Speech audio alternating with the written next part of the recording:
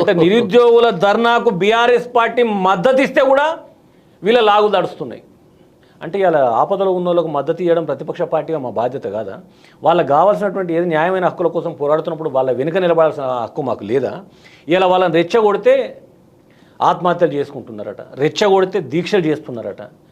BRS party కార్యకర్త అంటే BRS party కార్యకర్త ఒకటి, కాంగ్రెస్ పార్టీ కార్యకర్త ఒకటి, రైతులకు ఇట్లా వేరుంటాయా, పేర్లు ఉంటాయా? సరే రెచ్చగొడితే వాళ్ళు చచ్చిపోయారు కదా. భారతదేశంలోనే అత్యంత పేరు ప్రఖ్యాతులు సంపాదించినటువంటి మోటివేటర్స్ని ఒక 10 మందిని తీసుకొస్తాం.